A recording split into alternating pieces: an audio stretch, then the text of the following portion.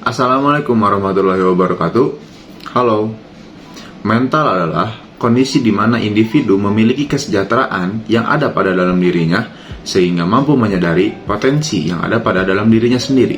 Nah, pada kesempatan kali ini saya akan menganalisis tentang mentalitas masyarakat Indonesia.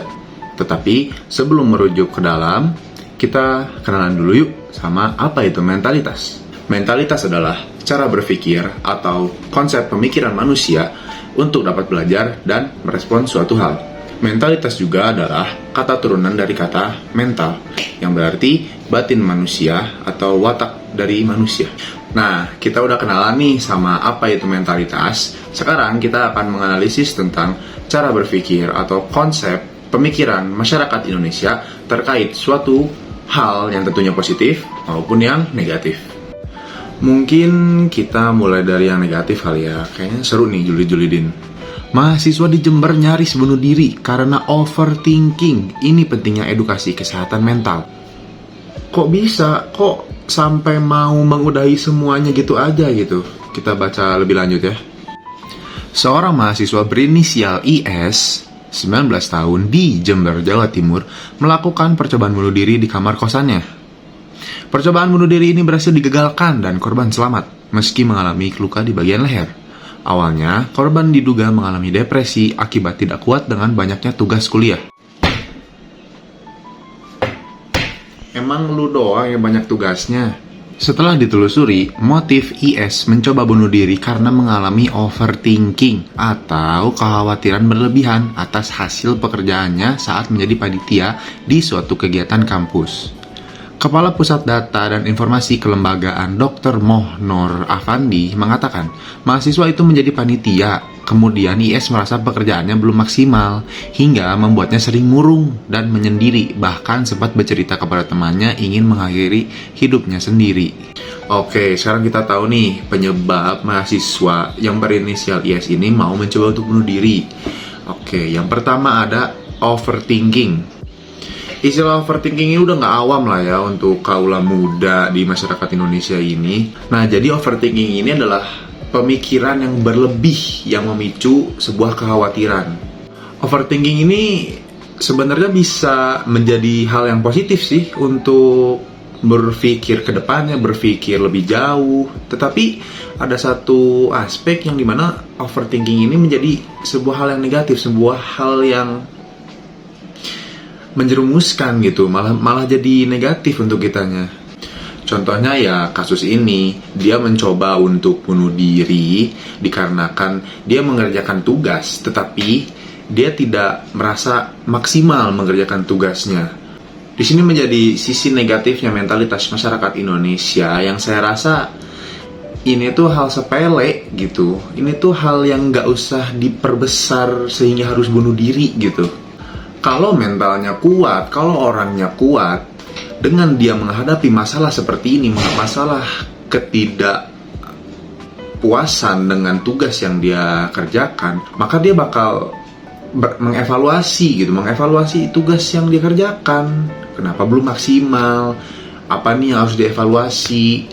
Apa yang harus ditingkatkan? Gimana biar nggak terjadi hal yang seperti ini lagi, gitu.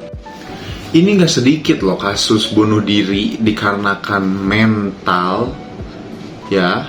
Sehingga saya bisa katakan ini menjadi sebuah penyakit negatif mentalitas masyarakat Indonesia. Yang dimana ini bisa dikatakan sebagai krisis mentalitas. Krisis mentalitas ini kebanyakan terjadi pada kaula muda masyarakat Indonesia. Yang dimana ini bersangkutan dengan generasi Z atau Gen Z. Kenapa Gen Z sering dianggap bermental lemah? Salah satu alasan mengapa generasi Z mungkin dianggap memiliki mental lemah adalah karena mereka tumbuh di tengah kemajuan teknologi yang pesat, terutama dengan akses mudah ke internet dan media sosial. Nah, ini salah satu alasan kenapa generasi Z bermental lemah. Gen Z ini hidup pada era digital yang apa-apa serba online. Aksesibilitas mudah, tidak dibatasi oleh jarak, sehingga tidak menutup kemungkinan Gen Z mengekspresikan emosinya di sosial media, yang dimana ini menjadi sebuah kebiasaan yang buruk, sehingga Gen Z ini bisa dikatakan bermental lemah. dikarenakan kebiasaannya yang sering mengeluh di internet. Saya beropini bahwa aspek keluarga, peran orang tua dalam kasus Gen Z ini juga sangat penting. Karena ada orang tua yang memberikan semua fasilitas untuk anaknya, sehingga anaknya menjadi malas, sehingga anaknya gak ada percikan perjuangan dalam dirinya. Yang dimana ini balik lagi kepada isu lemahnya mental. Karena semisalnya si anak ini dikasih tugas yang sulit, kayak kasus kita yang pertama, atau dikasih hal yang memerlukan perjuangan yang lebih dalam dirinya, dia akan mengeluh, dia akan tidak suka. Karena didikan orang tuanya yang memfasilitasi semuanya disuapin oleh orang tuanya, yang dimana ini memunculkan mental yang lemah. Oke, kita cukupkan membahas mentalitas masyarakat Indonesia yang negatif. Kita move on ke mentalitas masyarakat Indonesia yang positif.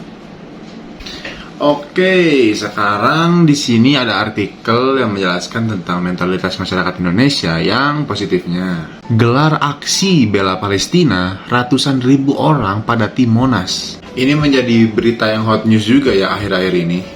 Ratusan ribu orang memadati lapangan Monumen Nasional atau yang disingkat Monas untuk menunjukkan dukungan dan pembelaan pada hak-hak warga Palestina. Mereka mengenakan pakaian serba putih dan melambai-lambaikan bendera Palestina atau mengenakan ikat kepala atau sorban berlambang bendera Palestina. Oke, give applause dulu ya buat masyarakat Indonesia.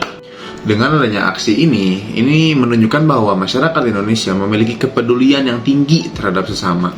Kepedulian inilah yang menjadi nilai plus untuk masyarakat Indonesia terkait mental. Yang dimana Monas ini tidak hanya didatangi oleh orang Jakarta saja, tidak hanya didatangi oleh orang Bandung saja, tetapi semua aspek yang peduli terhadap aksi bela Palestina tersebut.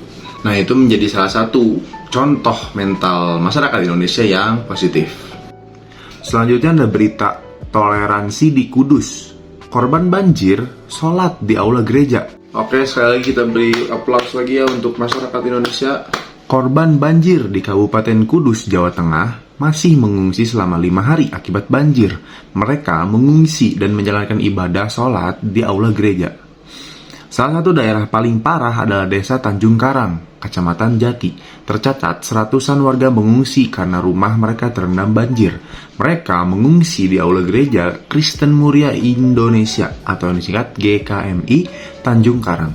Bangunan gereja itu memang menjadi salah satu bangunan yang tidak tergenang banjir. Nah, bisa dilihat dari berita ini, mental positif kedua masyarakat Indonesia adalah toleran. Toleran menjadi salah satu aspek yang sangat signifikan untuk masyarakat Indonesia, dikarenakan negara Indonesia adalah negara yang beragam, negara yang mempunyai beragam agama, mempunyai beragam suku, yang dimana aspek toleran ini sangat penting untuk masyarakat Indonesia dan menjadi poin plus untuk masyarakat Indonesia sendiri. Nah, udah gak kerasa kita udah di penghujung video.